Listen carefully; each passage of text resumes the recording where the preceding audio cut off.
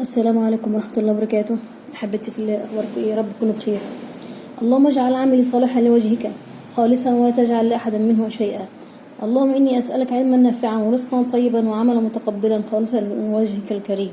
اللهم آمين. النهارده هتكلم معاكم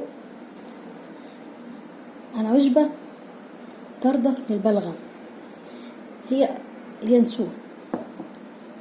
اليانسون ده مهدئ جميل جدا، السعال بيطرد البلغم. اليانسون بيحسن أداء الجهاز التنفسي لأنه بيطرد البلغم وبيعالج التهابات واحتقانات الصدر والبلعوم. اليانسون كمان طارد للغازات، وبالأخص عند الأطفال الرضع. طبعا في ناس كتيرة عارفين ان البيبي دايما بيشتكي من المغص، فدايما الناس الامهات بتقول لنا ايه، شربوا ينسون. يعني اليانسون معروف ان هو جميل جدا، طارد للغازات ومهدئ كمان في نفس الوقت. بيمنع التهابات القولون. اليانسون حضراتكم مهدئ للاعصاب وبيساعد على الاسترخاء. يعني الناس اللي بتعاني من التشنجات العصبيه، مشاكل القلق والتوتر والأرق أثناء النوم أو خلال النوم. بس في حاجة كمان بقى يا ريت تعملوها، الناس اللي بتشتكي من الأرق أو القلق أثناء النوم أو الاكتئاب، يا ريت تسمعوا القرآن وانتوا نايمين.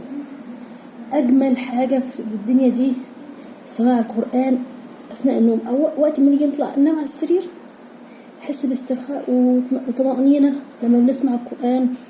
أي شيخ حضرتك بتحبوه، بصراحة القرآن أجمل حاجة للقلق والتوتر والشد العصبي وكتاب أي حاجة في الدنيا. قرآن جميل بصراحة، بتحس براحة جميلة جدا، بالذات لو احنا بنسمعه. أكيد ناس كلنا بنقراه، بس القراءة حاجة والسماع حاجة تانية خالص. القراءة عليها حسنات والسماع عليه حسنات أيضا كمان، بس السماع ليه استمتاع جميل قوي. الرسول صلى الله عليه وسلم كان بيحب دايما يسمع القرآن من غيره عشان بيحس بحلاوته.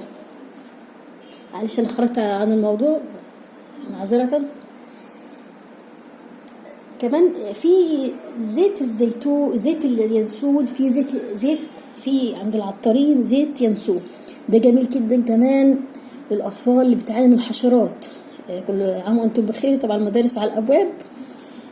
زيت يانسون ده حاجة طبيعية ما بتضرش نهائي. جميل جدا، بيطرد حشرات الشعر، لأن طبعا الحاجات اللي في الصيدلية دي ممكن تضر الأطفال.